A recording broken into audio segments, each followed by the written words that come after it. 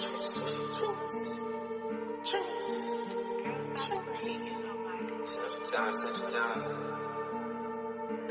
won't come true, just switching on them.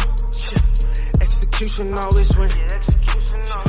Been so long since I seen them, homies. I think we all been locked in. Dreams won't come true, just switching on them. Gotta break them curses off. Alright, what's up everyone? Welcome back to the Street Couch Podcast. Right here we're joined with Farrow. Is it just Farrow? Yeah, it actually is, man. Just Farrow. I do Farrow the King. It got a ring to it. So I ride with that, and so but it's just Farrow for the most part. That's all it is. What's up, man? Good to meet you, man. This is our first time meeting tonight. Yeah, man. This is awesome. Absolutely. Hey, it's a blessing to be here, man. Thank you guys for opening your doors, literally. We gotta thank for me and the fam. Yeah, man. I appreciate that. We gotta thank Fro for linking us up. Man, shout out to Fro. Froislife. Big Fro. Yes, sir. Yeah, man. Homie, crazy, man. I love everything he's doing right now, man. Yeah, man. Yeah, it was dope connecting with him.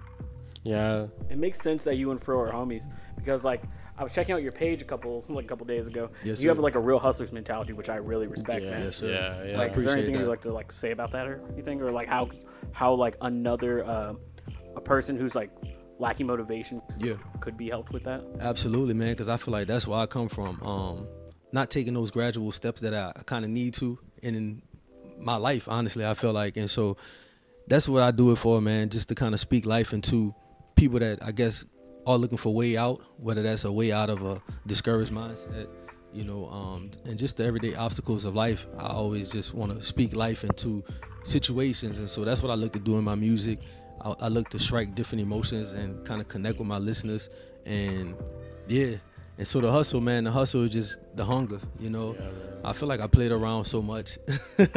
I feel like I played around so much with my potential, and it's like, it's time, bro. And so I just want to do everything I can to push this forward every day, so yeah. Yes, sir. Man. I feel like sometimes that time is needed. Absolutely. Because like, could you imagine if you started like writing back then and had nothing to talk about? Right. It just would have gone. That's It just would have been like I feel like every musician goes through that at some point. Every musician, every creative goes through that. Like creatives, yeah. Exactly, yeah. Because you need something to talk about, right? And going through like real world situations. Real life. Always real life is really gonna help you like pull from that bag of like, oh, I remember when this happened. Absolutely, I love that because that's, I guess, where a lot of the new music come from. It come from the experiences, right? And sometimes those experiences, quote unquote, us bullshitting, or just doing whatever, just in our everyday lifestyles, man. And yeah, so I like how you said that, bro. It's needed. It's definitely needed, man. It builds character. Exactly. Yeah. Yep. I feel like sometimes like the best music comes like whenever you're like heartbroken or like struggling, Man, what? Facts. That's what it was like creating this album, dog. I was just moving out here. I'm from New Orleans, bro. Yeah, I saw that. Yeah, man. Nice. And been out here since 2020, but as soon as we moved out here, lost our little brother. And it was just a journey, you get into a new spot, and then we lost other family members. And so it was just what you're saying, like that heartbroken, that grief feeling, like it definitely kind of puts you in your creative bag at times when you're intentional about it, I feel like you can use it as fuel. Yeah, 1,000%, bro, 1,000%. Yeah, and man. that's where I kind of found myself at. And I guess that's kind of the answer your hustle question too, it's like feeling all those emotions, like I got to put it into something, and yeah, definitely. Yeah, man. Like, like hearing you say that kind of reminded me like kind of like, like every day you're thinking like, how can I honor these people? You know? 1,000%. So like, so you're thinking, okay, this is the best way to honor them. Absolutely, by carrying bro. a legacy forward. Yeah. Through like something that I love doing. Absolutely, man. You hit it spot on, man. Yeah. My little brother who we lost when we first moved out here, as I connect with that because he was one of those guys who always wanted to be present. Like if he knew I was doing this podcast tonight, he would want to be here, Dude, he would want to do everything that I was doing, and yeah, man. Like do you feel like you have to like kind of like carry on whatever he was doing, like you have to like keep doing things like that he would have done? I think because it's like I said, it was more than him. I lost my stepdad, who was like a father figure to me growing up, kind of in that same time period. But I think, yeah, in a sense, but at the same time, I don't want to say no, but at the same time, it's like, I know that long as I'm like being the best version of myself, quote unquote, and taking those strides day by day, I think that will make them proud, you know. Yeah. You know what I'm saying? Yeah, So it's kind of but kind of it's like I don't have to like do, I don't know, whatever his wildest dream was, but I think as long as I stay true to my dreams, that's the best. That's the best way to go about it. Yeah, absolutely. Yep. Yes, man. Yes, indeed, man. So like, is there a reason you came to Houston? Like, is there a reason you chose to come to Houston specifically? Yeah, man. So Houston, I got introduced to Houston through Katrina. Yeah. You know. So I had my sisters moved out here when that happened, and so I had never been out here prior to, but I would come visit. Every now and then. I'll spend some summers down, you know, get out of school, come down here. Dope city, great people. It's always been fun out here. Every time I came, like every memory I have coming to Houston has always been great. You know? Good. Just as like a timeline. Yeah. Like around how old were you? So 2005, I was 12. So 12 to all the way up until I moved out here. So I moved out here when I was 27. So 12 to 27, that 15-year time period, I was coming back and forth, like random trips with my sisters, or you know, just random family trips. We would come visit some family, and yeah, fell in love with it. And so as I got older, I was like, man, we're gonna get out there. We're gonna get out there. And so 2020 happened, COVID. It was like the perfect time to reset. Okay. It was like the perfect time to reset, man. And I was like, yeah, it's time to hit Houston up. The music scene, New Orleans scene isn't really what it needs to be. And so you guys are definitely like a step above, just being honest. And I was like, it just makes sense, you know? Yeah, man. Nah, the music scene here is crazy. It's like Man, constantly evolving, dude. Yeah. Yeah, I'm not very religious, man, but I do feel very blessed in that way. Yeah. In a city that just has so much shit going on. Man. Yeah, dude. I love it. I love the diversity of it, man. Because you can see so many different artists all in the same venue, you know, and everybody kind of vibing with each other, you know. So it's not too hippity hop, it's not too rock, it's not too country. it's like everything, you know. And I love that. I feel like just like even in this room, you know, like like we're like different kinds of musicians. Like you're more like like rap and hip hop, and we're like the rock artists. Yeah, absolutely. But like just how you were saying before we started recording, you were saying how like, oh, this is cool, you know, like just musicians, you know, like being musicians with each other and vibing. I love it, man. Yeah, and it's crazy, bro, because my brother, that's all he listens to. He listens to like the classic rock. Oh, nice. I wouldn't say nothing too heavy. It was like more Incubus. Oh, dude. Nickelback, Pearl Jam. He was into those type vibes, you know, like just laid back, you know, chill, like classic rock music. But yeah, man. So I always had an appreciation for rock, you know, and just the talents you guys have to play instruments, man. Like, bro, I got an appreciation for that shit, bro. I like kind of envy it, man, because I wish I knew how to play one. Like, that shit's dope for real. It's dope, dog. Playing an instrument is kind of like convenient when you need it, but like for the most part, it's just kind of like, this is the only thing I'm good at. to be honest, exactly, yeah. That shit's dope, bro, for real. Yeah, because me, like, personally, like, I've tried like singing and stuff, but like, I just can't, dude. So neither you guys sing? Well, he can sing, but we have vocalists in our band. Okay, yeah. That's dope. That's dope, man. I feel like the whole band can sing except for me. Oh, it's all good, though. Yeah, it's all good. Yeah, I'm sure you can hit a note or something. Hell yeah, I grew dog. up singing like the church choir and stuff, so it's kind of yeah. So and then I was in choir in high school, so it's kind of like I kind of have like that natural kind of thing. But like Issa, our vocalist, is way better than me. That's dope. In That's every dope. aspect, so I'm good doing backup harmonies. Hey, that's all right, though. I like to think of Issa like a cannon, like it's just like a sound cannon. Hey man, I be playing with the vocals. I'm like, I don't know. I throw a little auto-tune on it. I mean, like I feel like everyone has to. I feel. Yeah, because like now it's like a standard. You know what I mean? Absolutely, dog. For real. It sounds fresh. You know, when you change it up, and it's not like too auto-tune-ish. You know, it sounds great, man. Yo. That's good, dude. So like, do you usually like sing in your tracks, like melodies and stuff? That's what I'm doing now. Okay. That's what I'm doing now. I would say I've been rapping a lot. You know, I guess if you look at my work that's out now. But what's to come, I'm definitely playing with some melodies. That's good, man. Yeah, man. Just expanding. Exactly. Trying to expand as an artist, you know. Because I like I said, I love all types of music. So it's like, why not dive into that however I can, you know? I feel like you have to as an artist. Yes. You have to constantly evolve. Absolutely. You can't just stay in like one little box. That's right, man. You're 100% right, bro. And that's what I look to do, you know. Even at live shows, you know, I'm like, what it would be like to perform with a band. I think I came to the right spot. Y'all down for something like that? Yeah, that sounds awesome. Hey man, shit, for real. Cause I was just at a festival and just seeing the band up there, I'm like, man, that's where it's at. You know, I know in hip hop we usually got the DJ. Yeah. You know, and we got our tracks and stuff. It's dope, but nothing beats live instruments, dog.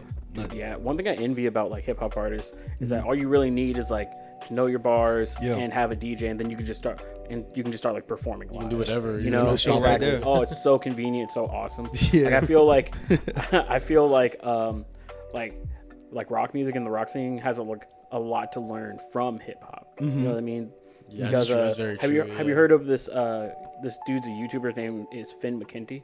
No, I haven't. Finn McKenty is basically it's the punk rock MBA. Yeah, it's called the Punk Rock MBA. So basically, he'll speak on like, oh, here is what's happening with like this band. Here's why this band became famous. Here's why this genre is dying and this one's popular. And there's this one aspect he was talking about of why hip hop is doing better than rock music, because typically it's been rock music kicking hip hop's ass for most ever since it was created. Absolutely. But since like the 2010s and like early 2000s, it's been like, you know, just a huge shift. Yeah. Basically, he was talking about like the convenience of hip hop. It's a like a solo artist based genre typically. Yeah. It's convenient to do. All you really need to learn is how to produce beats, learn how to rap, and then boom, you can just start releasing songs like really fast. Pretty much. Yeah, exactly. And like with rock music, it's kind of like this weird stigma of like, we need to take our time because we need blah blah blah blah blah blah. And I feel like hip hop is just kind of like, I can learn as I go. Yeah. You know? And also he was mentioning something else. It was like, oh, like this is mainly targeted towards like the punk scene. Whenever the next rap star, my bad, like makes it and whatnot. Yeah. Other rappers are like, oh, either they hate or it's like cool, you know. Yeah. Yeah. But in the punk world and like the rock world, oh, they got signed. Oh well, they're like they sold out. That's funny. I feel like hip hop is just doing so much better. Yeah. In like culture as well as like consistency and just releasing things and like being like innovative. Yeah, I like that. Yeah, it definitely. It's funny though, because I agree with everything you just said. To piggyback off that, to come at it from a different angle though, I feel like we use that same strength in hip hop, at least in the mainstream. We use that same strength that you just mentioned of just having that convenience to just come up and rap, make a beat. We use that same strength, and we kind of got too comfortable with that, and we stopped getting as creative. And I think that's why we're hearing a little bit of the same sounds, and it's so trendy. That's exactly what you know what I'm saying? It's because we gave into that convenience, you know, versus with you guys, like, it's crazy. It's so crazy because that shift definitely happened. And it's funny how like we can learn from each other, because hip hop is in need of that space now where it needs to take its time a little bit. I think we need to slow down. I mean, it's great to drop consistently, but let's slow down. Let's really have those life experience and let the music get inspired from that, and let's kind of take our time and really put shows together. You know, like even with, like you said, just showing up and performing, it's like, okay, let's take it to another level now. Now we may have to start performing with live bands. We may have to start doing choreography and stuff, you know, just growing, you know, and for real. And that's what I look to do as I grow. You know, I want to kind of stop just showing up and just performing. You know, I want to create more of an experience, you know. Exactly. Absolutely. And I really learned that from like live performances, bands, and yeah, you know, the great entertainers that kind of came before us, they kind of set the tone of what artistry is, you know, because it sometimes it's bigger than just holding the mic saying cool words, you know. You want to really create a moment. Yeah, exactly. An experience. Like, you're gonna make your audience like feel emotions. Yeah. Based on like just seeing you. Connecting. Yeah. Absolutely, dog. Yup. So yeah, man, hip hop is it's in an interesting place though. You know, it's in a very interesting place, and I look to come with a perspective I don't think is really happening right now, as far as like in the mainstream of what we see, you know. And it's time to get back to connecting to our listeners versus just creating an image all day, you know. Yeah, I agree. I was looking on your social medias, and you remind me, have you heard of this rapper named Lil Russell? Yeah. Man, Lil Russell, he's big time, dog. Yeah. Like, not not like your rap style, but just like your hustle mentality, as well as like as well as just like, oh, like you can do this because this, that, and this. Yeah. And it's like, and it's awesome, like super fucking motivational. Yeah. You know what I mean? Man, Lil Russell's the truth, bro. Yeah, like that's what you kind of remind me of that. And I'm really like big fan of stuff like that. That's dope, bro. Yeah, he's been a big inspiration on this journey for sure, you know, man. Like the steps that he take and how he speaks to us. He speaks directly to us, man. And not everyone's dropping the gems that he's dropping right now, and they have the same platform as him, you know. And for him to go out his way and kind of break this shit down, what we need to be doing, and just kind of giving us the blueprint in a sense, you know, in real time, you know, like, man, shout out to Lil Russell. For real. His natural independent mind. Yes. You know, you shouldn't like need or have to depend on a record label coming to you. Nah. And I've always lived by the mantra like no one's coming to help you. Yeah. So you just gotta do it yourself. Yeah. You know. Absolutely. One foot in front of the other. What should I do next? Blah blah blah. That's right. So yeah, I really appreciate like artists like you and Lil Russell like really. Yes, sir. Really like providing that like state of mind. Because honestly, I think music is such like a creative space. Yeah. That some musicians, you know, it's not shade on anything. It's just kind of the culture. Mm-hmm. They feel like they don't really need Yeah. that because the music's so good. Yeah. You know, but I honestly feel like that's only one half. Mm-hmm. That's yin. You don't have yang. Yeah. Absolutely. It's like marketing and maybe branding and Yeah. doing stuff to really like push and as well as protect your music. Yeah. You know? Love that. I love that. I just don't. It's funny because I was rapping since I was like 15, 16, and so coming in rapper, you see the stuff that you see on TV or whatever, you see what's popular. So my whole thing growing up was like, I want to get signed. I can't wait to get signed. Now it's like, no, I don't really care about that. I just want this to all make sense, you know, like it got to be in alignment with what I got going on, you know. And so it's not that desire to get signed isn't like there anymore, you know. And then, like you said, no one's coming to save you. No one's coming to save us, man. We got to take these steps ourselves, you know. And that's definitely what I appreciate with Lil Russell. And I can't imagine not having control of my music. Dude, Like, yeah. I'm not a fan of that, you know. I don't appreciate that. It's like, I get it. You're connecting me with all these resources, you know, coming from, you know, the label's point of view. I get it. You're helping me with this. You're introducing me to these relationships. But the music, man, my creation, you want to take that. Baby, man. Exactly, man. Like, come on, man. We put like literally our lives into this, you know. Like who you are. Yeah, absolutely, man. In my opinion, you should do everything in your power to protect that. Yeah. Rather than just like, okay, let me sign to a label, Mm-hmm. and then they just take it and then Yeah. just make money from it. And that's it. Exactly. If anyone's gonna be making money from it, to me, because Yeah, absolutely. Yeah. It wouldn't exist. For real, bro. It's like, you can sell this because of me, because of what I produce. And so artists, man, we have to take back our power, you know. And so figures like Lil Russell, figures like yourselves, and you know, us in here, man, like there's a we gotta reason, keep pushing it. I'm sorry to cut you off. No, it's okay, bro. I just want to say, like, before I lost my train of thought, like, I was gonna say how, like, Absolutely. like, there's a reason why the music industry works the way that it does. Yeah. Like, it's constantly making people wanna, like, you know, like, get signed Mm-hmm. and stuff like that. Mm-hmm. Because, like, once they do, like you said, they wanna, like, control your music and stuff like that. Yeah. But, like, that's being taken advantage of as an artist, you know, and that's the 1000%, worst thing that bro. can happen to you. Yeah. Because, like, just look at history, you know, like, all It's the crazy. artists that, like, you know, like, Yeah. that died of overdoses. It's 'cause, Yeah. like, they were doing all that because they were depressed. You know, 'cause, like, Absolutely. they weren't in control of their careers. No control, man. Got you bouncing from here to there. Yeah, man. I own this song that we're gonna have you push all over, where you can't sleep, you can't do this, you can't do, like, nah, bro. It's a lot, you know.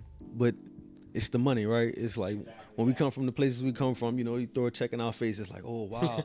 So But- easy, like, to just take Yeah. it, you know, but, like, Awesome. I'm going to spend it right now. right, for real, bro.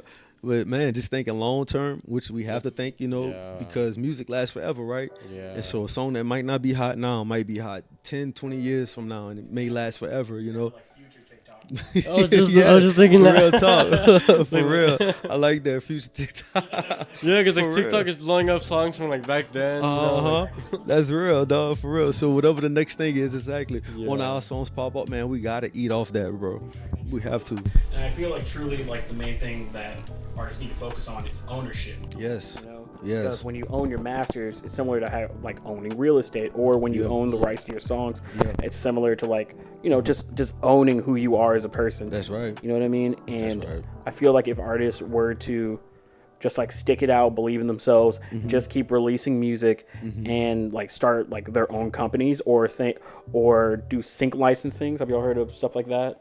That's what I've been hearing about and kind of looking into. Can Yeah, you exactly. expand on Yeah, that a yeah. little bit? Like, So basically, I'm still doing my research and everything. absolutely, But absolutely. sync licensing basically is Netflix needs like music for their movies. Yeah. So basically, they have song, and in the credits you'll see like not sound designer, but they'll show you like who was the music director Absolutely. of that movie or that show. Yeah. So basically, if you can email them and be like, oh hey, like I am this artist, blah blah blah. Here's a here is a bio about me. Here's where you can reach my music. You know, you need to have like a brand or aesthetic Yeah. that can actually like appeal.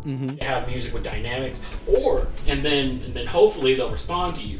But another route is, and this is more of a traditional way of going about it. Basically, what you could do, there's these things called sync libraries. Okay. So basically, what you could do, sync libraries are sometimes like the musical director of like Oppenheimer isn't going to reach out to you because you're just Carlton. Right. There are a million Carltons out there. Yeah. But let's say if I upload to a sync library, basically like every time that creative director needs music, they're gonna be like, okay, I know that this sync library and this sync library are typically really good. So I'm gonna go there. Okay. And basically you sign like, I'm still trying to think about like what the deal could be. Right. Yeah. And basically it's you sign something with them, basically like, oh well, I will get this percentage of the royalties from this Okay. box money. Absolutely. Yeah. So That's exactly what it is. So basically, after that, That's hard. the creative directors would be like, oh, let me choose Carlton's song. Then you took Because you'll be in the trusted library. It's got you. Absolutely. Yeah. That makes sense. So yeah, doing things like that because I also That's free game, people. That's right, man. For real. so basically yeah, Yes, sir. people can do stuff like that. It's just that like us as musicians and us as like creatives are never taught that. Yes, We're sir. just told that from a like Yeah. age that you started like, oh, that can't be possible. Right. Or like a common misconception. I'm sorry. But like a common misconception is that like you have to be the best. Like I have to be the best rapper, the best guitarist. Yeah. But not really. You man. really don't, man. It's crazy. Just taking those gradual steps like that can just put yourself in opportunities, It's crazy. Like find a niche. Yeah. And then just like go from there. That's good, man. Like really like Yeah, good. yeah. attend to your niche. That's good. Like form something around it. Like. That's real good. Yeah. there's this punk band from the UK, Bristol's UK, called Idols. Okay. Have you heard of them? Nah, I haven't. They're really good. They have this album called Joy as an Act of Resistance, as well as their album Brutalism. It's awesome. Okay. I highly recommend it. Idols. They built a community around themselves through this page called AF Gang. AF gang? Yeah. Basically, that? it's basically just like a website that you can go to and talk about, like your mental health and like openly post about it, And basically, they found their niche that way because that's typically a very progressive way of going about things. Absolutely. Going about like, especially with like the new generation talking about like, oh, my anxiety, blah, blah, blah. you know? They found their niche and they just went and it's not like they didn't start that. They kind of, They just became really good. yeah. They became really like well connected with the person who That's created hard. it. That's And hard. basically, What's it called again? What's the website? AF Gang. AF gang. So it's like the community's there, and they just was. Initial community, go to their shows and buy tickets. That was their initial fan That's base. smart. So, That's so smart. dude, yeah. I also heard that like have you heard of the band Joyce Manor? Joyce Manor, I love Joyce Manor. I heard that they started out by by going to Disney World or something like that, and like they will set up at the entrance and play there. Yeah. Yeah, something like that. Yeah. Oh, that's fire, man. See, there's opportunities everywhere, man. It's just getting creative. There's no excuses, man. That's hard. Figure out how to do it. That's right. Yeah, That's right. Or just be creative with it. Mm-hmm. Like, no one's handing out opportunities. Nah. You gotta go Nah. look. Like, no one's being like, hey, it's not like the thing, like, hey, you're gonna be a slut. It's like, no, that guy is It's not happening, bro. Facts, man. but luckily we have the internet. That's right. So, like, And it's like all these platforms are like just free marketing, you know? Yeah. It's like, For now. man, For now. real talk, bro. It's like if real get 1,000 views, it's like great. 100 views, great. You know, it's like, man, it's just free, you know? And so that's why I try to use every opportunity I can to post. Like a lot of artists got big because of like TikTok. Yeah. Like Lil Nas X, I think. He Yeah. got big off TikTok. Man, the quote unquote algorithm, when it shows love, it can really work in your favor, for real. a good way for artists to think about the algorithm. Mm-hmm. Instead of saying algorithm, Mm-hmm. replace that word with audience. Mm. So that's the thing that like we've never heard of Mr. Beast. Yeah. That's Yeah. what he does. That's how he puts his state of mind. So it's like, Really? Yeah. So instead of just like, oh, the algorithm didn't like it. You can be like, oh, my audience didn't really like that. Ah, Okay, so man. it makes you think differently, right? 1,000%. It means It shifts the whole perspective. exactly. Yeah. Absolutely. Just like, oh, just like the algorithm didn't really fuck with that. No, the audience didn't fuck with makes that. a lot of sense. Oh shit, you didn't snap. That's hard. That's It makes sense hard, because bro. the audience also feeds the algorithm. you know? 1,000%, bro. For real. So yeah, That's great. That's great. just doing small stuff like that. Mm-hmm. Changing words like in your head. Right. It like creates a whole different story now, and so you kind of know how to approach it. You know, we take it next step. Damn, I love that, man.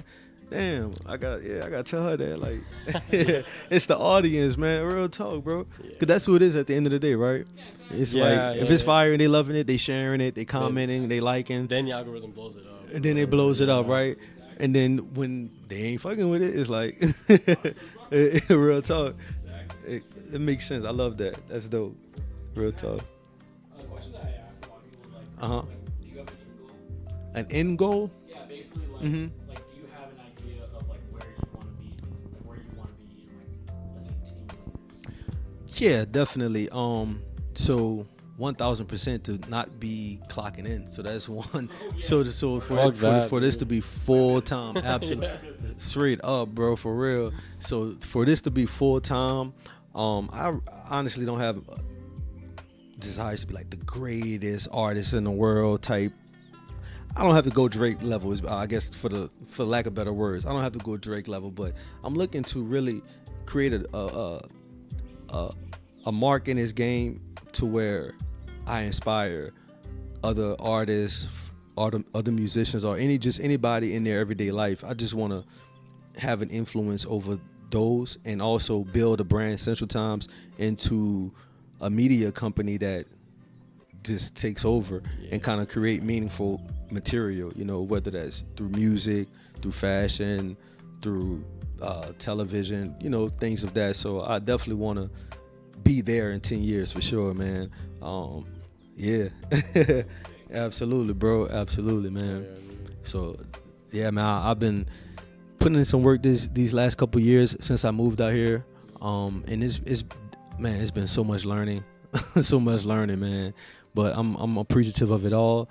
I look to continue to apply everything that I'm taking in. You telling me about sync licenses, man, I'm going to do my homework tonight some more, you know? Like, for real, bro, because there's so many ways we can eat in this game, and yeah, anyone. That's dope, man. Hell yeah. There's some questions I want to ask. So, like, did you start this rap career like back in New Orleans, or like how did you start that? Yeah, so it's funny. I'm from New Orleans, Katrina.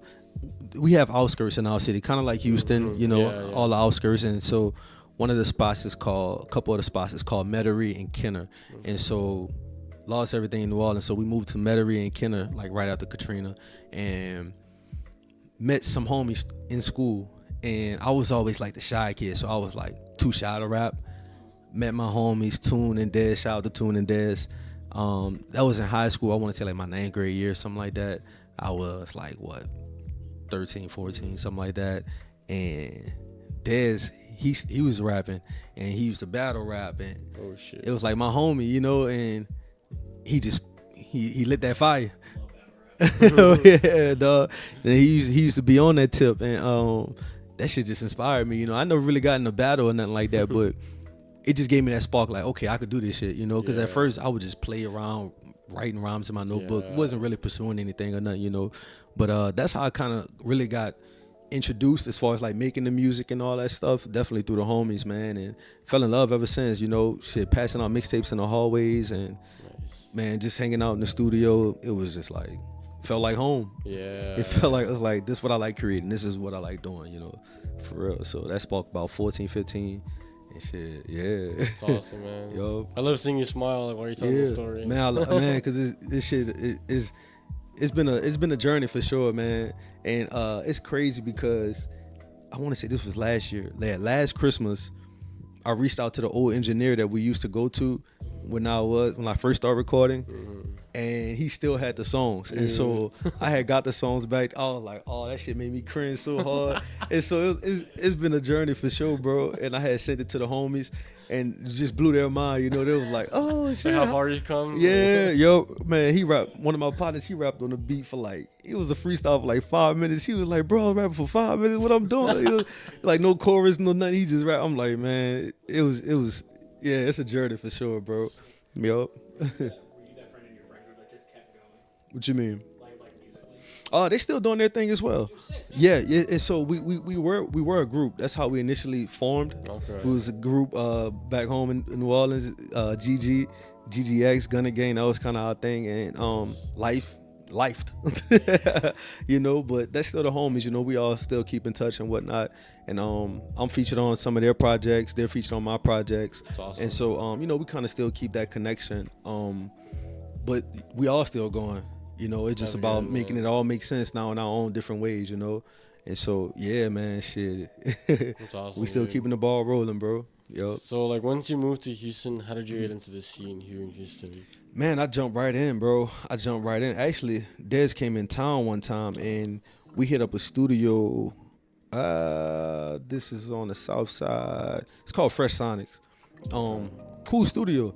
And met with the engineer, made some good relationships there. Did some shows. I did some shows all around the local scene, downtown and whatnot, just hitting up open mics, poetry nights, and I was just jumping on all that shit. Oh, Houston. So this when I moved into Houston, man, I just got busy, you know. Shit, I was like, man, let me get out here and meet however many people I can, you know. Yeah. And shit, yup. So I jumped right into the scene, bro. Met some dope people, man. Shout out to YS the Legend, Rudy Rush.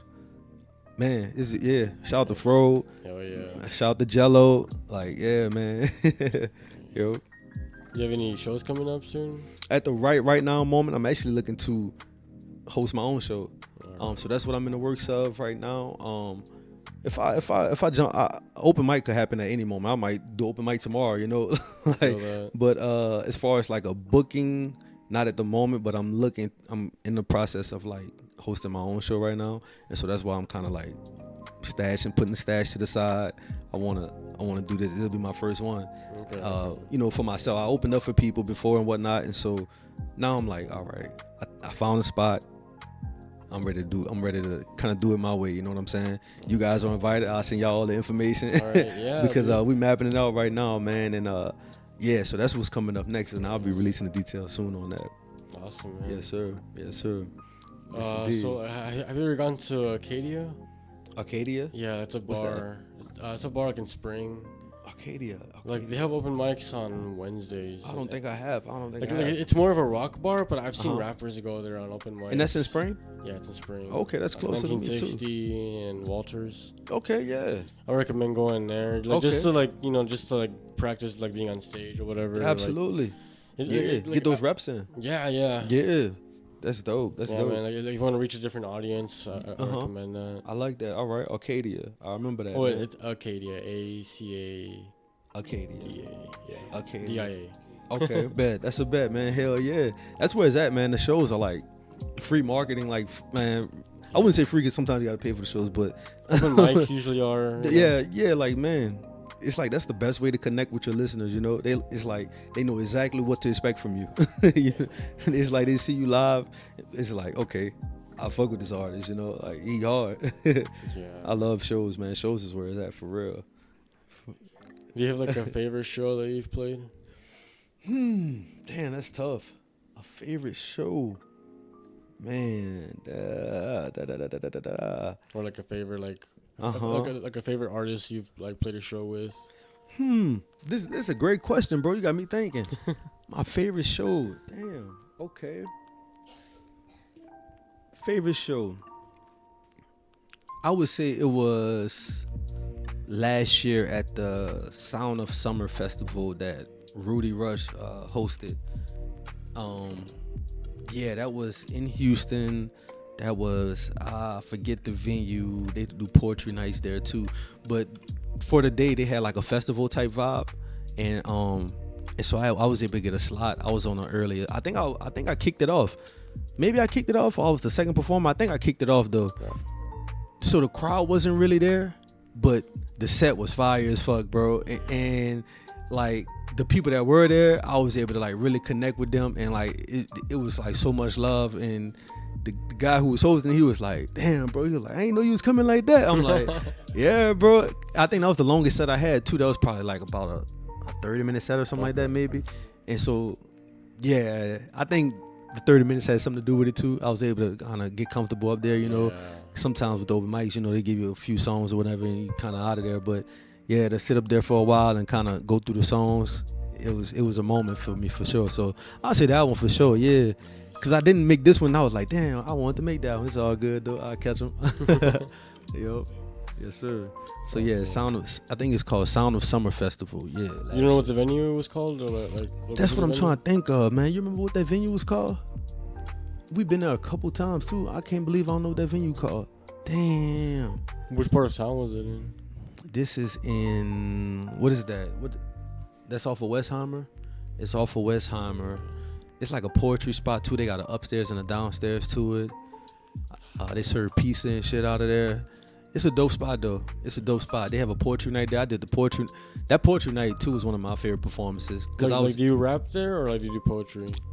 kind of both. Okay, that's cool. I guess I rap in a poetic way, and that song was a real like, I guess quote unquote like deep song quote unquote, and so I was able to like kind of talk about personal stuff through the song, and you know that's what poetry is all about. Yeah. And so I rapped it for sure. I rapped it, and the response was fire. The response was fire, and it was like no beat and all that, you know. So that was different. I had appreciated that. I put a lot into the lyrics, so like I guess acapella shit sometimes. Yeah, I was just thinking that. Yeah. Okay. Yo. Nice. Yo. Oh yeah. So basically, Uh-huh. they're, Monty's my friend. Okay. Who was in a band called The Letter 3.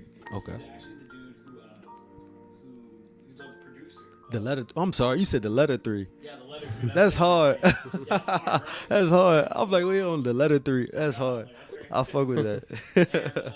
And, whenever we were hard. recording our EP, like Monty was our producer, and sometimes I would sit in on the practices. They actually host a open mic at this place called Daiquiri. Like it's like Daiquiri and Seafood joint. It's a spot on 1960. Okay. Dude, yeah, they're a band that plays. Mhm. It's like a poetry night. It's kind of like a mixture of like hip hop and stuff like that. Yeah. They are an amazing band. I think you would love them, dude. Oh, okay. Whenever you talk about like there's a lot of like you're like really poetic in your music, basically. And that just reminds me of just like, oh, I think that scene would really love it. Let's do that, man. All right, let's do that. Yeah, connect us, man. Shout out to Monty. Yeah. I'd love to check that out. Shout out to Monty. Yeah. Like a lot of stuff is on 1960, I'm learning, man. Yeah. Yeah. Also, the Concert Pub. Have you ever heard of that? Nah. The Concert Pub. It's on 1960. I have open mics Thursdays. Open mic Thursdays. Yeah. Okay.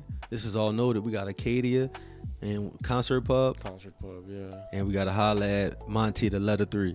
Monty from The Letter 3. I'm taking notes here, man. Yeah. That's a bet, man. That's a bet. Yes, sir. Have you ever played Let's do shows with bands or like just other like rappers? Usually just with other rappers, you know. Yeah, man. But That's what I want to do. That's what I want to do, man. Cause I know it would be so fire, dog. And that's the new music I'm creating. I wouldn't say it's like rock music. It's definitely not rock music, but it just live instruments to sound good with this shit, you know. And so man, that's like on my bucket list as a musician, man. Is to definitely perform with a band, bro. Like, yeah, that's actually one of the things that it may or may not happen. That, like I said, I'm getting ready to host my own show. Like, it may or may not happen, but we are trying to get a drummer. We're trying to get a drummer in there, and then yeah, man, a drummer will pop it off, bro. So yeah, it's coming soon. It's coming soon. Nice, for real. You should talk to Farrow more about that because he's working with a lot of bands. Yeah, that's a bet. Yeah, for real. That's a bet, man. He's been in like 3 bands already, like from the time that I've known him. Yeah. And he's in our band. Yeah. Oh, really? He's in our band too. Yeah. Screams in our band. That's hard. Man, see, that's the dope part about bands, man. It's like a puzzle, bro. For real. Yeah. Real talk. Bands are really like bands will just casually share other members and stuff. Mm-hmm. It's really like weird incestuous with that way. But it's like, Yeah. But like, That's cool. yeah. It's no, I think that's cool. I think that's why there can be so many bands like all at once. Yeah. It's like I'm gonna borrow your single for a second real quick. Come get these background vocals, bro. They're always in like a million bands. That's dope. That's like the history of bands, really. They kind of trade members and stuff like that. Yeah. Okay, that's dope. See, that's cool though, bro. Especially drummers. Mm-hmm. I was once in this band called Rochambeau, Mm-hmm. and we shared a practice spot with this dude named Connor, who we actually just interviewed. Mm-hmm. A band called Execution. Okay. They were around. We shared a practice spot, and there were around like I want to say 7 bands like practicing in that one spot. We'd have to organize this stuff. Mm-hmm. Connor was in. He was the drummer for at least 4 to 5 of those bands. Either at different times or at the same time. Hell yeah. Just a lot. Like, That's dope. exactly. Like, man, like I'm on all these bands right now. Like, Exactly. I got a show tomorrow with this guy. I got a show tomorrow with this band. Like, yeah, that's Or hard, sometimes bro. they would like That's all those dope. bands would play the same show and he would just play like the whole. He just stay on stage the whole time. Yeah. Yeah. Yeah. He was in Post Physics and Brainstorm. Yeah. So we would go on, and then we'd get off stage, and then he would just stay on stage and just sing between sets. That's hard, bro. That guy's a machine, dude. Yeah, it's a monster. Man, what's the recording process like for bands, bro? Like, Well, it's not one take, is it? Is this one take? It can be. Yeah. Well, basically, the recording process, you have to, like, do you mean like whenever like you're demoing or like recording the official? Like the official version, like, yeah. The demoing process is out the way. And Uh-huh. At this point, you should have practiced your song a lot. Uh-huh. So that way it's already in your fingers. So demo version is basically you guys catching like, You're writing. okay, So gotcha. that's basically what idea would be good after this. All Yeah. the actual construction Uh of the huh. art, Yeah. But the actual official recording of the art. Okay. So basically, I like to start with like having drums. Uh-huh. So that way the song has like the spirit, This, the energy. you see the tempo. Exactly. Have Yeah. the tempo. Yeah. Yeah. And after that, I know what Danny and I did. Mm-hmm. I like recording live, which basically means all the musicians Mhm. just recording at the same time. Okay. So that way, like Yeah. the energy. Yeah. That's hard. That's hard. We couldn't do that, so what I did Uh-huh. was I had Danny and I record at the same time. Mm-hmm. So that way we played with the drums and it sounds energetic. Yeah.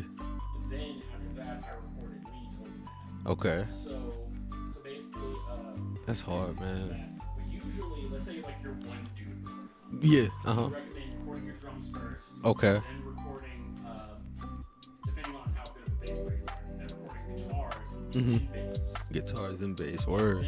Then like rhythm guitar first, like Uh-huh. like the actual guitar, the actual Leads. chords. Oh, yeah, rhythm. Like record that part first because like you need to have something going like with you have something like at least play over bass. That's dope, bro. So, yeah, so That's the dope. recording process, but, like, Nah. That's kind of like my favorite parts, like the making of all of this stuff, you know. Yeah. Even in music videos, like it's the behind the scenes shit that I kind of love, you know. And it's crazy. Back to that end goal, that I kind of see that honestly as part of my end goal too, man. Is to maybe be behind the scenes, you know. More of like creative directing almost. Yeah. Yeah, man. Sometimes I'm not as hands on, but it's like I kind of know what need to be done, you know. Yeah. And so just kind of orchestrating things, you know. When you say creative director, do you mean like Mhm. with the actual like artist's career, or do you mean like with the brand image? Brand image and like whatever materials and things that they're working on, you know. Mhm. There is this creative director just in Houston. Okay. He's worked with like a lot of big name artists. Okay. Man, I'm gonna feel like such a dick for just bringing him up and not knowing his name. It's all good. It happens. For real.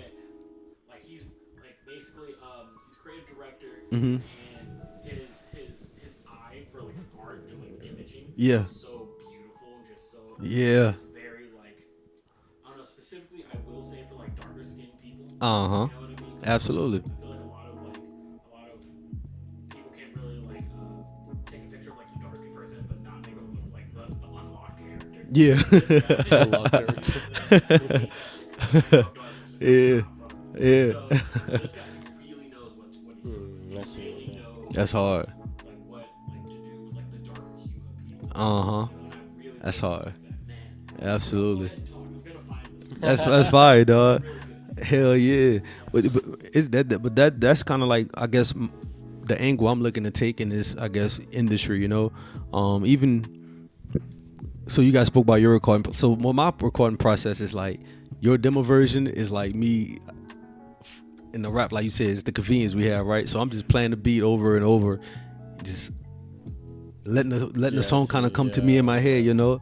And by the time I get to the studio, it's like I'm ready for it, you know. And so my creative directing skills, I guess, in the studio scene would be getting the engineer to like plug in some stuff that he don't hear yet, you know, because he's just putting the layers on there, you know, kind of mixing it and whatnot. But it's like, okay, I need a drop right here. I need to put some dubs on this. Yeah. I need to, you know, kind of give the song you the can hear the depth. song in your head already. kinda, Absolutely, right? bro. Yeah. It's like it already exists. So it's like I'm just we making it real. But it's funny because however it sound in my head though, it kind of never sound like that. And it kind of do, hard. but it don't. You know what I mean? Yeah. It's like once it's real, it's like it's different. You know? Yeah, because actually hear like the Uh-huh. physical waves, and then Yup. you're like, okay, maybe it would sound better if I do this instead. Uh-huh. And yeah, that initial idea Yeah. evolves. Absolutely, bro. Even like when the song is finished, you know, it's already like like recorded and Mhm. everything. Sometimes it'll keep evolving like on stage. Yeah. Like, that's really cool too. That's dope. Like, you can change a few words every now and then. Man, I did that at one of the shows. No lie, bro. I had kind of switched up the words, and I was like, okay, yeah. Like I didn't have to say every word in the line for that line to be complete. You know, Yeah, I'm like, yeah, yo, that's dope, dog. Like going into like the creative aspect of it. Mhm. Like to build on what y'all were saying. Mhm. Like do you ever do those like those lyric writing like tests with yourself? Just, like randomly. Like there's this one test I found on TikTok. Okay. You want to describe something. Use words that can be used to describe it rather than just outwardly saying it. So so like stuff like that. Like Yeah. like as a rapper, do you find yourself like doing things like practicing randomly with yourself like that? Yeah, not in a way where that's interesting. You know, I haven't explored like as far as like online tests or whatnot, but I do some shit like where I'm driving because this was a ride from where I was at. It was like an hour, but it was sometimes I didn't do it on this ride, but sometimes as I'm driving, I'll be like just rapping about the stories I see or some shit, you know, or I'll be playing with my kids, you know, like telling them like, you know, like give me something to rap about, and I just start rapping about that, you know. So That's cool. absolutely, yeah, just playing with different melodies and you know stuff like that, just to kind of stay sharp. And it'd be simple shit like that'll spark an idea, you know. Like sometimes I just see somebody sitting down and I'm like, damn, they're like an album cover. Or, you know, that look like a cover art or some shit, you know, like, yeah. Yup. Scotty, he's a rapper. Mm-hmm. And I know like sometimes he'll be like cruising in his whip and he'll be like, give me a word. Mhm. Just like concept. And I'll just start like rhyming or start like rapping about concept. Yeah. Or like try to rhyme a word with concepts and stuff like that. Yeah. Stuff like that as well. Or, Yeah, I kind of play around like that. I'll be honest, for some reason, I'm not the greatest freestyler that's something I had to kind of, I guess, embrace, you know. I'm not the greatest freestyler, but if I'm having fun, you know, like I do play like that, but I guess I do the exercise like that, but a lot of times, man, it's just me at the pen and paper, you know. Yep. Yeah. Old heads. Yeah. You can just you can really just do what you want. They're gonna arrest you. Real talk. Real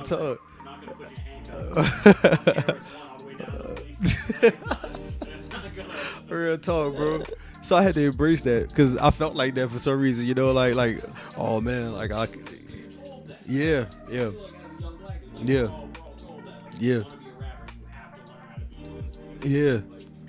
You really don't have to, bro. You Especially really don't. nowadays, man.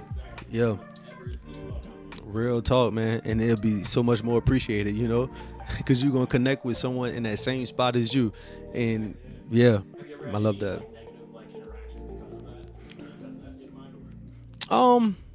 Not really, besides regular internet people, you know. I will tell you one time we had a negative. This was when I was in the group with the homies. We were at a local spot. This was back in New Orleans. And it was at some local place, and it was a contest, right? And so the contest, this was held, we still was in high school, but it was like a late night one too.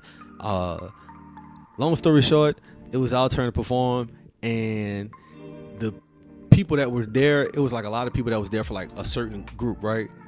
Those people that was with that certain group booed us like as we were on stage, because it was like a contest to where like whoever get the loudest cheer wins.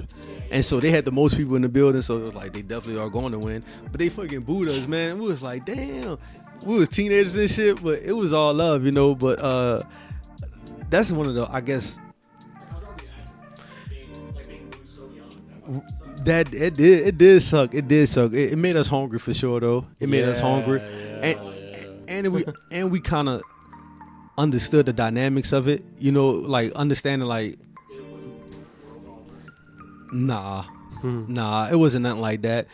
But we kind of understood it's like, okay, that's who they rolling with, you know what I'm saying? Like they just knocking us. It is what it is. We ain't about to take it there, you know what I'm saying? But it's, yeah, so we just kind of took it to the chin and grew, you know, because, man, those dudes, man, they wasn't performing like us. We, at the end of the day, we knew we was holding it down on stage, you know. It was just like a favorites type thing, you know, and let them have it. Yeah. Like I bet they ain't making music no more. Man, I had to be about 16. I had to be about 16. Yeah, I had to be 16, 17. Yeah. Absolutely, bro. Yeah, man. And shit, like I said, I felt like as much as I did, I feel like I didn't do it to the fullest potential, you know. And so that's why this go around, I'm like, it's go time, you know. Just made 30, and so it's time for the fruit to bear, you know. And man, I believe in the process, and I believe it's all working out. You know what I'm saying? For real. I'm appreciative of every step along the way, man, because this is like every step matters, you know. And just building these relationships along the way, connecting with great individuals like you guys, man. That's what it's all about, dog. Yep. So I have a question. So like, you seem like a really like calm and chill guy. Like, yeah. Like, is there anything you do? Like, is there anything you do to like stay relaxed or like? I've been like this. Do you like meditate or anything like that? Nah, I wouldn't meditate. More like medicate, but man, I've always been like this, honestly. This right here is me really embracing myself, man, because so many times I kind of just played the backseat, you know, in life, just being that shy guy. Like my sister for my birthday, she was like, man, I can't believe what you doing, boy. I remember you was such and such age, you was all shy, and now you doing this and all that. I'm like, Tom, you know, that's what growth, you know. Yeah. We all got to grow, man. I think we all got some sort of mission that we out here to complete, you know, no matter how big or how small, man. We all have like something that we're here to do, you know. And so I'm on that search, man, and I'm ready to be productive. I want to inspire and continue to grow, you know, every day, bro. Yep. So the calm, I don't know what the calm stuff. I think I just always just been chill, you heard me? Yeah. But yeah, that's it, dog. That's it. Yo. Do you okay, so like if music wasn't a thing, like, what would you be doing? That's a great question. So if music wasn't a thing, I would be doing something in sports. And I don't want to say a ball player. I ain't really got the size for football or basketball, but I love that shit. So I want to say it would have to be something with that. Like, man, quick side story. I just coached my children in basketball. Nice. My son won the championship. My daughter, she shot the game winner. She missed it, but dog, she put up a performance, man. I was so proud of her. It's awesome. So sports, bro, it would have to be something in sports for sure, bro. I don't know what angle I would take, if I'd be in the sports medicine side or if I'd be like trying to climb a coaching scale. It would have to be, because that's like my second passion. Yeah. Okay. Nice. Absolutely, bro. Yup. Yes, indeed. I wasn't expecting you to say sports. Yeah, man, I love that shit, dog. I basketball, football, those are like my main two. I could get down with any sport though, but those are like the ones I kind of. Yeah, I played football in high school, did a little middle school. I actually quit football in high school, getting lost in my own ways, you know, and living that teenage life. And like, I rap now. I ain't no football player. And so, yeah, but looking back, I was like, damn, I would have played all that shit, you know, because of how much I, you know, kind of love that shit. I really have appreciation for sports, man, and the camaraderie of it, team, and there's so many life experiences in sports. I always find that shit funny. I can relate a lot to that because like I used to play soccer like from like second grade like up until like freshman year of high school, and like I started playing guitar that same year, freshman year of high school. And once I played guitar, I was like, okay, like now I'm gonna be a rock star. Yeah, that's how I be. Soccer's like your old dream. Like I ain't worried about soccer no more. Okay.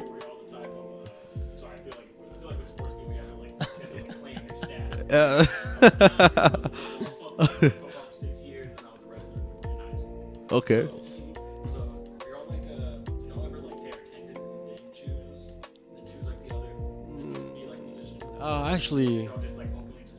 Actually, kinda like that might have played a part in it. Like, yeah, because like I remember, me and this other guy, we got the ball at the same time, and I fucking fell. Yeah, I fell into concrete, twisted my fucking arm. Oh yeah, I had to wear a brace. I'm with During a random game wrestling.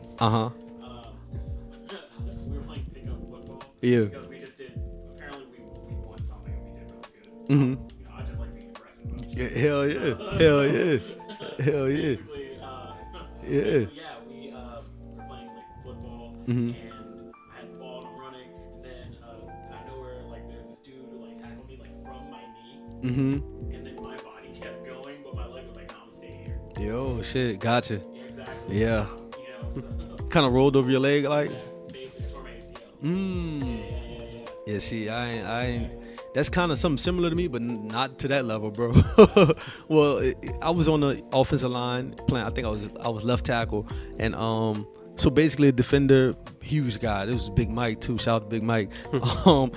Yeah, he went for a tackle, man. He rolled with the tackle. His ass rolled on my knee, and it was like one of those type things. And yeah, I was like, fuck. And then I had got like shin splits when we was working out, and it was like a real fracture too. So I was in a cast as well. And I wouldn't even say those was like the make or break moments, but it did in the back of my mind. What was the make or break moment for me at that time, and it's crazy, but it was the summer workouts, bro. I was like, dog, we had got a new coach, and our new coach was, oh my God. Really loves this shit. Real talk, bro. Real Wants to play sports. real talk. It's like military training type shit. Like whenever the kid says like, making it out. Yeah. And he works out whenever he could be just inside. Yeah. You know, he who's being like that's when you know who really Real It's really shit. about it. like, and you could always tell on the first day of school, like, Bro. it's like, whoa, like you weigh 200 pounds all muscle. You look horrifying. You don't look like Hey. 3 months ago. We had a basketball player who would come work out with us during that summer. You know, he's I guess wanted to work out with the football team, and so he was in there, and he was even talking to me, but I overheard him, and this was the moment, like no lie. I overheard him talking to one of the football players, and it was just asking him like, "Damn, bro, you work out with us like every day. Why not just join the team? Like, you come work out with us, you with the team and all. Why not just join the football team?" He was like, "Honestly, it's not something I can see myself waking up and doing every single day." and me being 16, rapping, and just overhearing that, I'm like, these workouts killing me. And then he just said that shit, and I'm like, you know what? This ain't some shit I can see myself doing every day. And I swear that was my last practice, bro. I had never went back, dog. And yeah, real shit. Real shit.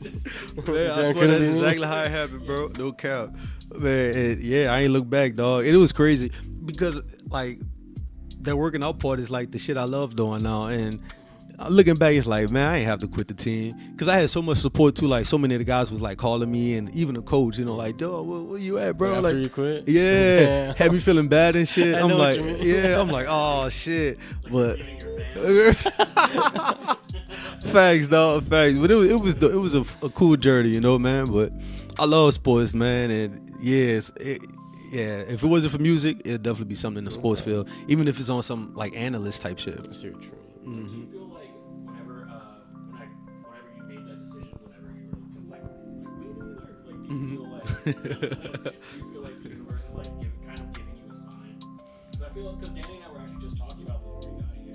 Sometimes like whenever you do something, even like a little bit, sometimes like either your subconscious, like for lack of better words, basically, or like something like beyond yourself, just kind of like The universe. Yeah. Exactly. What did Joe Rogan say? Oh, he said like him as a comedian, he feels like it's kind of like an art form, you know, like making comedy and like performing comedy. Yeah. And he says that like you can't just like go on stage and expect to like be funny, you know, like you have to like work at it. You have to like write down your jokes, your ideas. Yeah. And then once you do that, the universe or like your subconscious will like give you the rest of the idea or like give you new ideas only because you put in the work initially. So like if you put in the work, then like you get rewards from it. I love that. You know. And I feel like sometimes it will like point you in a different direction. Yeah. Right. Yeah. That was, for lack of a better word, like a moment that you had. I think so. I couldn't recognize it as that moment, but when you looking at it, when you're looking at the bigger picture, definitely, it was like that voice in my head. Like, even if you do stick around playing, like, what else is going to come from this? You know, I mean, I guess the voice in my head is like, what else is football going to bring? You know, like, like just being realistic with myself as far as like where I am in that field. Because, you know, in sports, for the most part, it's like you got to kind of have that ball rolling early, especially when you're in school. You know, you got to be reaching out to people, and you got to, if you're doing it, you got to do it. Yeah. real talk, and absolutely, bro. And it's like I knew I wasn't at the end of the day like that, and especially playing O-line, bro. Like, come on, bro, man. I'm 5'8", bro. I haven't. I didn't play D-line. I feel like D-line was like a lot. That's where the fun was. I was about to say it looked more fun on D-line. Man, O-line is man, blocking is, man, I used to hate that shit, bro. It's just like stand there. Yeah. I'm like, man, let me go out for a pass or something. I could catch. But nah, man, shit, football, I definitely felt like I had that moment where a voice was kind of leading me into the direction I need to go at the end of the day. Basically, hashtag me neither, bro. That shit crazy. I'll never forget that moment, bro. That's real talk. That's what happened. For real.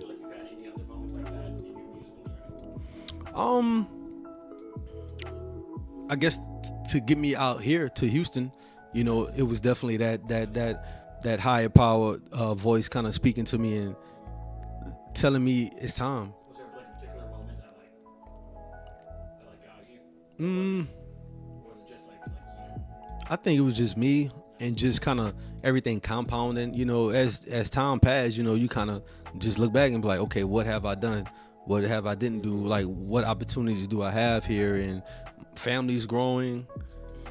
Not the best place to be raising a family in back home, honestly, at least where I was living at and stuff. And so it was like, it's time, you know, and it was the perfect moment to reset because back home came with so many distractions, you know, and granted it was distractions that I guess I created. I know I created, you know, and to just kind of, yeah, absolutely, bro. And yeah, No, it's all good, bro. I appreciate that, man, because that's what it was for me, you know. And to have that moment, like COVID was a pivotal moment in everybody's lives because the world stopped, and when it stopped, that was what I needed, and that's when I kind of got in tune, and it was like, okay, this is what I need to do to create the lifestyle that I desire ultimately. And when I had a chance to reset, man, that's when it all started making sense, you know, because before then I was just releasing mixtapes, not properly buying beats. I'm just generally speaking of like how I wasn't taking the proper steps to, you know, really get this thing going, you know. I think you mentioned it before, how like you were just like 50%, you know, like you weren't fully like exactly like doing it. Exactly. I'm in the studio here, but then I'm spending the rest of my time doing this, and it just that not balance, you know. It slows everything up. You know, you sometimes you can still get where you're going. It's just you're gonna get there a lot slower, you know. And I started to recognize that once everything slowed down, and when the world shut down, literally, and it was like, okay, take a step back from partying, take a step back from just kicking back all day, take a step back from overdoing yourself at work, you know, and kind of from the distractions, bro, and lock in on, you know, the stuff that you really want. And man, it's been looking up ever since, and shit. That's good, man. Yes, indeed. Do you read like for lack of better words, like self-help books? I do. Yeah, good.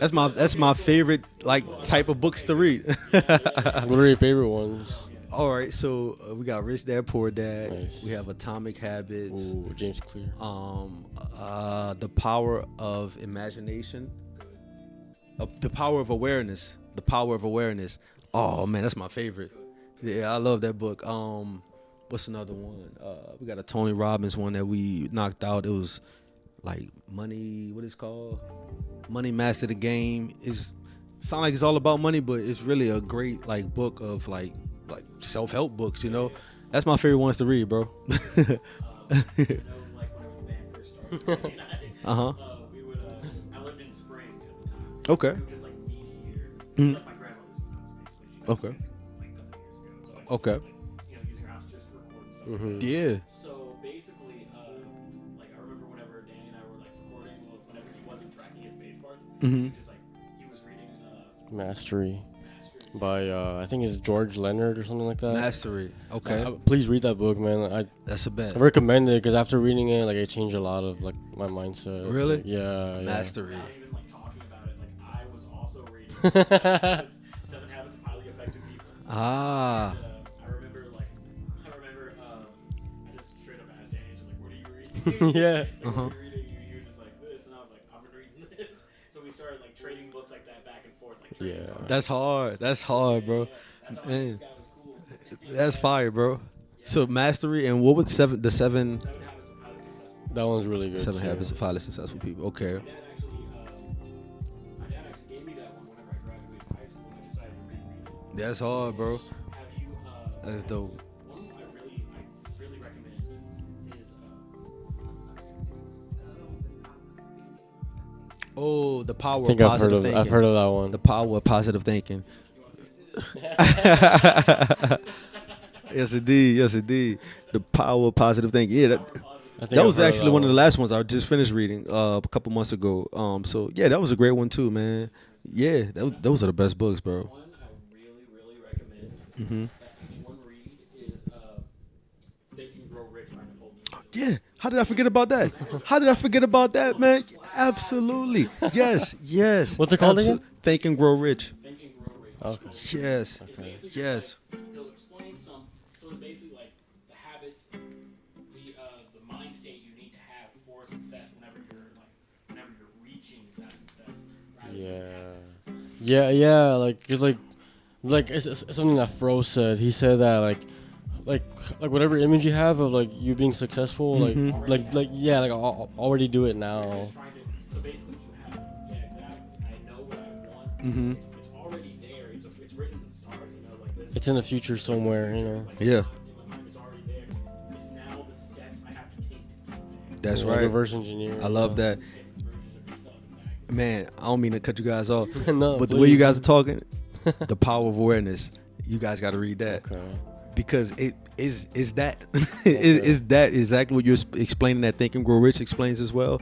It's like that same, it's that like same like concept. in a way. That's exactly what it's all about, bro. The power of awareness. And Think and Grow Rich, man. I feel like every book that I read, and it's a self-help book, it always mentions that book.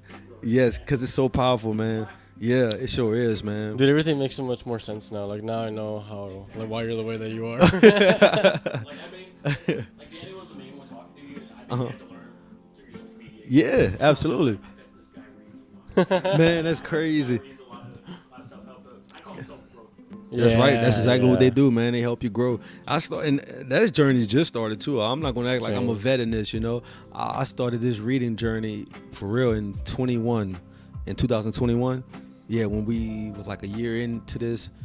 Yeah, we was like a year into this, and yeah, I think I first ordered Rich Dad, and then from Rich Dad, that's when I got Think and Grow Rich, and so you know they just started to build up. You know, I'm like, man, these books are really changing me, for real, changing my perspective. I think I really a lot of those books kind of, I'm not gonna lie, they sound like they're kind of like stuffy and kind of like written by like college graduates and stuff. Like that, which Yeah, is cool. yeah. It's cool. But sometimes like I like to mix it up. There's one that 50 Cent has called Hustle Harder, Hustle Smarter. Oh, And he'll basically break down like what he did in layman's terms.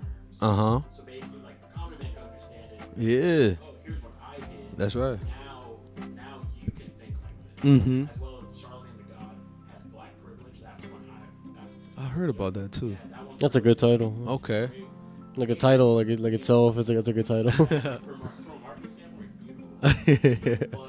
But yeah, basically he's saying like everyone has privilege of some kind. You need to utilize it. You can't be stuck in like in a victim mentality. Exactly. That's good. But yeah, just I like to mix it up with stuff like that. So it's kind of like sometimes I have to really read it again. Yeah. The second time, you know, like I have to read I had to read Think and Grow Rich around 3 times just to understand. To get it to click. Exactly, to get it to really click. I like that. Yeah. So I was like, okay, cool. Yeah. And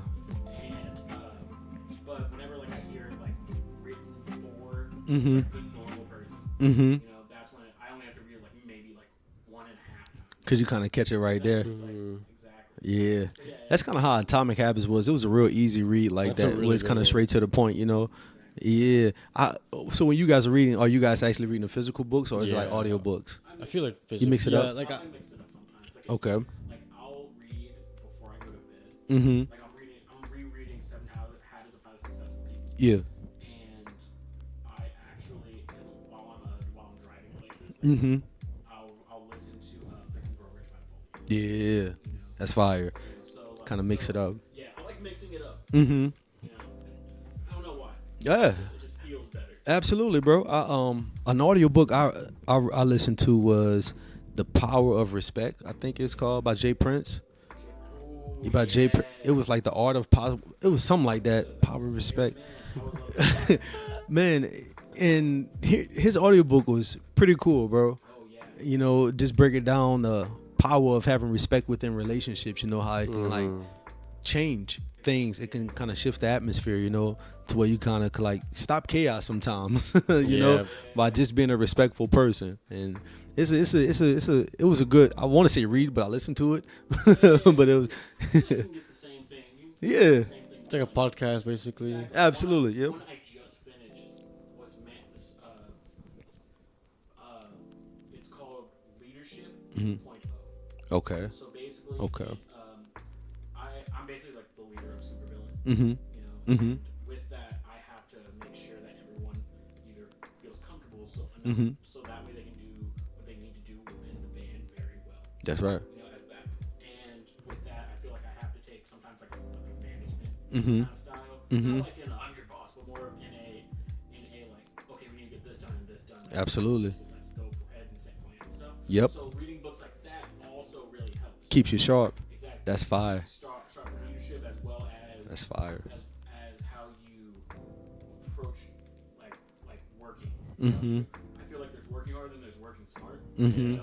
And that book tells you that 20% of your effort is going to be your income, basically. So whenever you're doing, let's say you're releasing an album, Okay. right? The music's cool. Okay. The music's gonna be released, but let's say you're planning to like release it with ads, and you're gonna do this, you're gonna do that. 20% of what you're planning is going to be that success you're gonna reach. Okay. The other 80% is going to be, or sorry, whatever percent, is going to be is going to be what like that 20% platform, basically. Okay. You know, if that makes sense. I gotta check the Leadership 2.0. Yeah, it's great. That's it. All right. That's a bet. That's a bet. Dad also put me on that one. Y'all the truth, bro. Y'all got the plugs on the books. Y'all, man, I love it. I love it. Also, I recommend have you heard of David Goggins?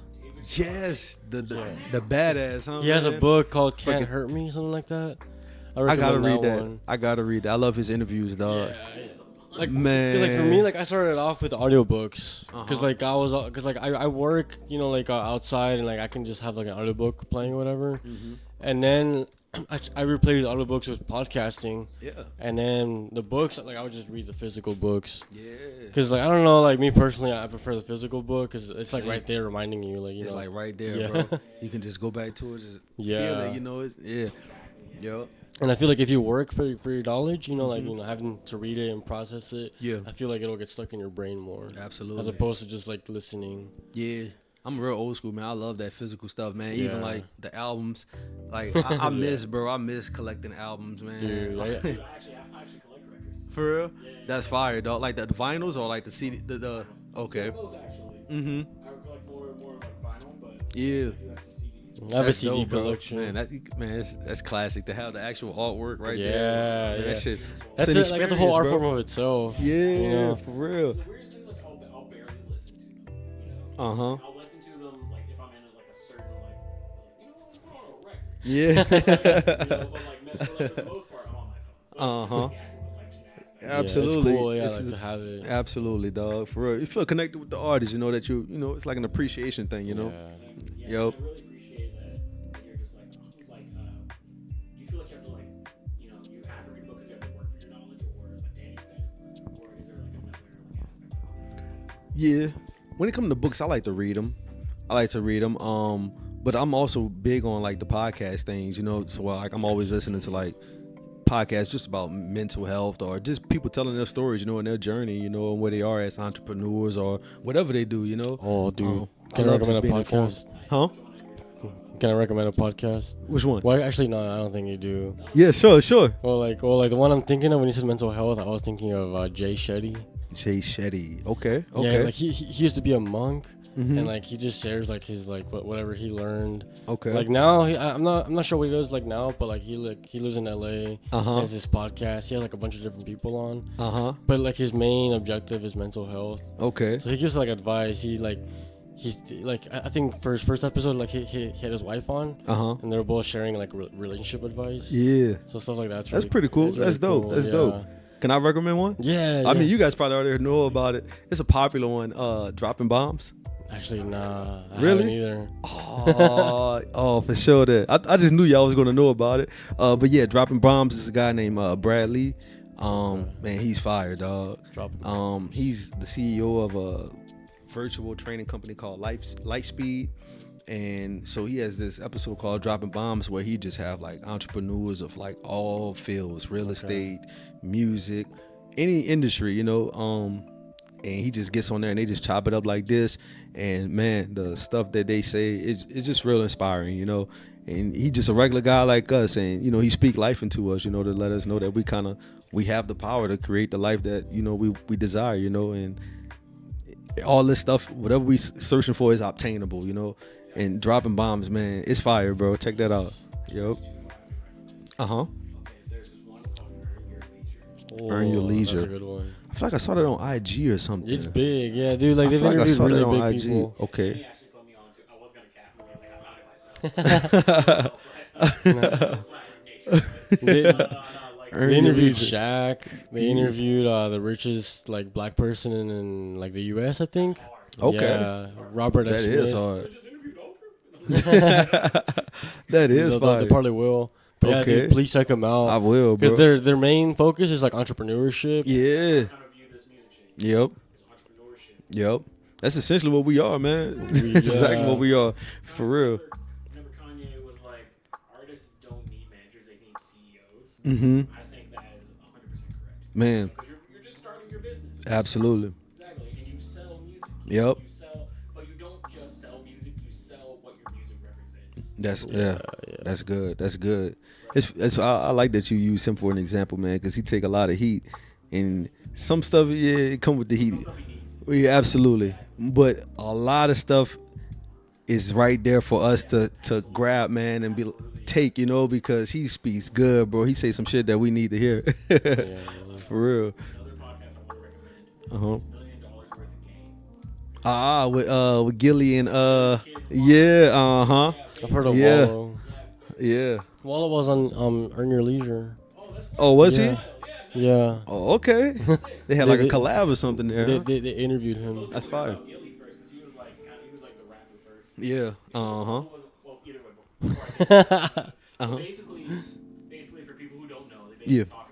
they talk to like entrepreneurs as well as like rappers. Mhm. They basically talk about what steps would like an up and coming rapper need Mhm. to pursue to do this and this. Mhm. And the rapper would be like, well, whenever I was doing it, I had to go do this, blah blah blah, Mhm. boom boom boom. Mhm. And I think that's really really helpful. Like for example, they interviewed Lil Dicky. Mhm.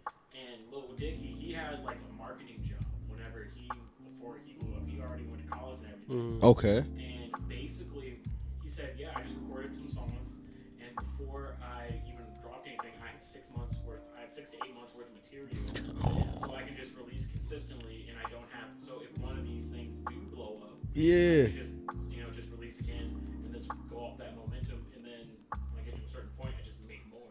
Yeah. Damn. Yeah. Shout out to the Diggy, man. And Yeah. I think that is the most genius thing. Yeah. You know what I mean? Because look what happened. Mm. He's on TV show now. Exactly. Man. I think that shit is awesome. Yeah. Yeah. 100% agree, That's fire, dog. Exactly. That's The fire. game is there. I just feel like people need to be aware enough. Yeah. You get to constantly educate yourself. That's it right there, bro. That's it right No there. one's gonna do it for you. Real talk, man. Just learn how. That's it. No one, man. And just taking whatever you hear and like catching that and applying it to your situation. For real. Cause it's funny because that's the space I found myself exiting. Just being in that consumer space of just like taking it. It's like, okay, you got to apply some of this shit now. Like, Because it's working on you. Right. Now you have to work on other people. That's right. And especially, I feel like sometimes it feels a little hard to get out of that mindset. It's very hard. Because, exactly, thank you, very hard. Because, Because we're programmed that way. Yeah. ever since you were born, Yep. we're always taught, Literally. consume. Consume. Or be an employee. Exactly, and be an employee. Yup. sacrifice your time for money, Yup. do this, do that. Yep. But honestly, I feel like if Yup. you were to just listen to the game around you, Mhm. just really just build something for yourself. That's right. Not to harp back to it, but like Kanye once said, like Yeah. whenever you're an artist, Mhm. you can get dropped. Most artists get dropped from their labels. Mhm. That's right. That's the secret behind Mhm. record labels doing good. A lot of artists get just dropped. Like around I think it was like 70% of artists get dropped from their labels. Yeah. within the first couple of It's years. crazy. It's wild. No one tells you that. It's crazy. No one tells you that. That's so crazy, man. Whenever you're an employee, anyone could fire you. Yes. Dude, The yeah. manager doesn't even have to fire you. The assistant manager can fire you. That's right. Or dog. they can just email you and fire. They just email you, your email just, oh, I don't have to go to work ever again. But no one Yeah. can fire the boss. That's right. The boss just runs it. The owner of the company. That's right. They need you. That's right, man. You know what I mean? Knowing that little piece of information Yeah. is really just turns a light on in my brain personally. I agree 1,000%, man. And while we in the industry, if we don't mind going back to the books for a second, there's one more I forgot. All You Need to Know About the Music Business. Okay. That's by Donald Passman, and that's probably like my hardest read because that book is like, man, that's a big ass book. Holy shit. But man, it's something I definitely have to go. It's like I'm scarred from reading that first time to where I don't want to go back to it, but I need to go back to it because it literally breaks down every single thing in the music industry, and it came out years ago, but he like do different revisions, you know, every so many That's years, good. you know, because of streaming and stuff like that. And he breaks down like from publishing to he basically the concept of the book is to give you an idea of determining what route do you want to take. Like, do you want to pursue a record deal? Well, this is how to go about it. You want to stay independent? Well, this is how you go about it. You kind of just want to do a distribution deal? This is how you should go about it. And man, it just breaks down everything. It's all you need to know about the music business or all you need to know about the music industry. I'm not sure if it's business or industry, but it's all you need to know about the music business by Donald Passman. Man, that's a fire read, man. I got to get back in that ASAP because it breaks down everything for real. Yeah. Just like shock yourself. Just like one day, just pick it up and start reading. Just do it, huh? Don't even think about it. Do you ever just sit down and just like watch or scroll your phones on? Yeah. Just close your phone, just pick it up. Just pick that shit up. I love that. Randomly. Yeah. Don't even think about it. Like, don't Just even do think it. about it, just do it. You Just know? do it. Most I love that. exactly. Turn to any page and The best way, my brother Real. taught me this. The best way to like wake up, Mhm. like in the morning, is to give yourself a cold shower.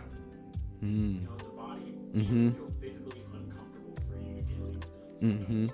I like that. I like that. Yeah. I've been hearing that a lot lately too. This is a sign. Because everything I've been hearing lately on podcasts and stuff is like them cold showers and cold baths, like it do the trick, you know.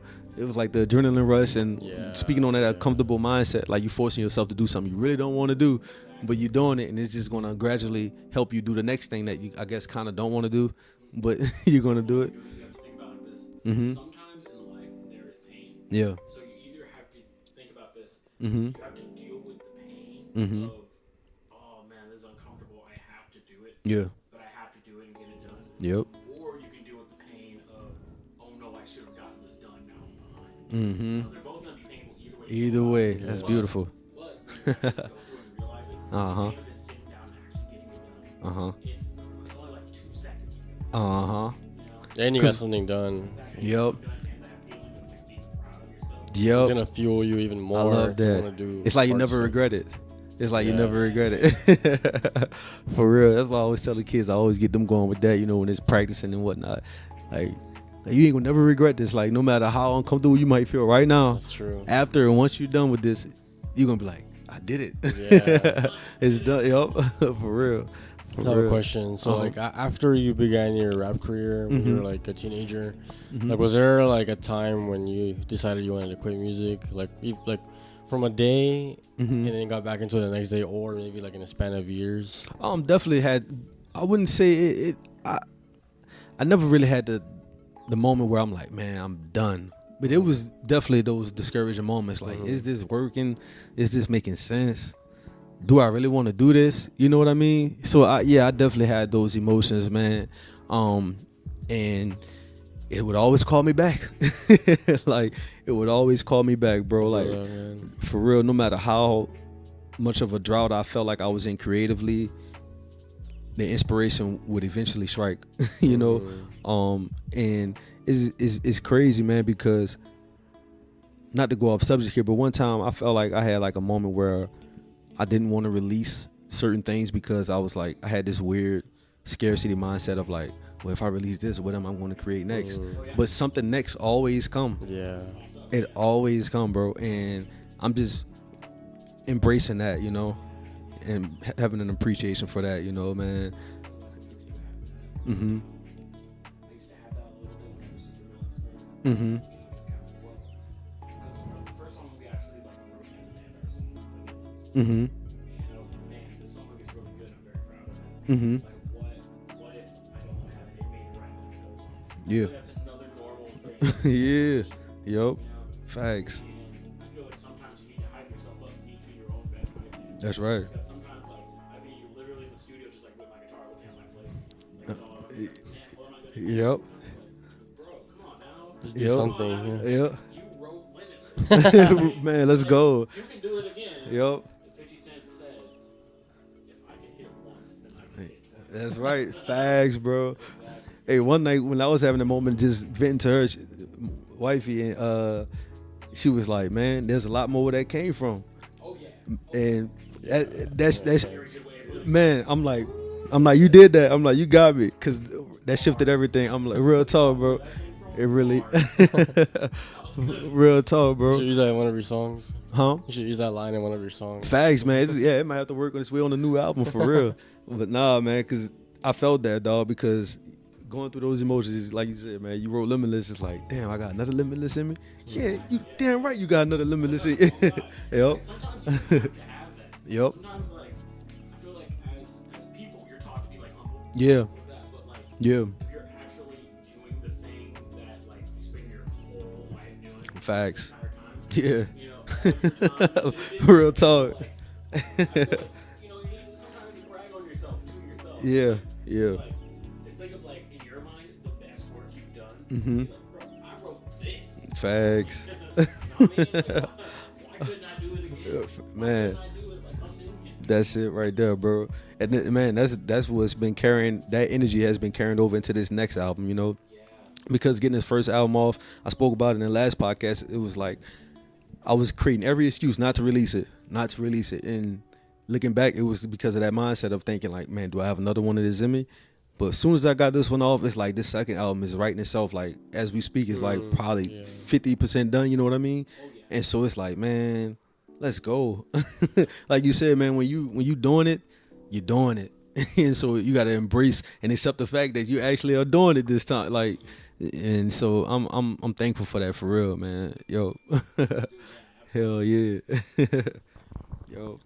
Reaching the end, it's It's about dope. like an hour and a half in. Street It doesn't Couch, feel like man. it. This shit fire, dog. Man, I enjoyed myself here today, man. Kicking Awesome, it with you man. guys, man. Yes, sir. I love talking to people like Yeah, Yes, sir. dude. Absolutely, bro. you. At this point in my life, I kind of only want to be around people who kind of think like me. Yeah. You know what I mean? I'm in Or the same people you can space. learn from, you know. That's right. Exactly. That's right. So that way I can communicate in like a clear way. Absolutely.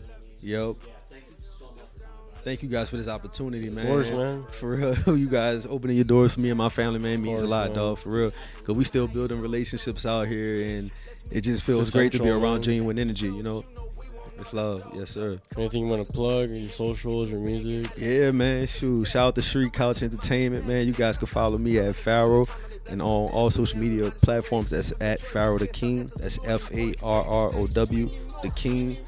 And yeah, make sure you guys listen to my latest album. It's called Farrow Son. It's about 13 tracks, less than 30 minutes. It's a quick listen, and it just walk through my journey of life, and so you guys will get inspired. It's all about perseverance. That's what the album is all about.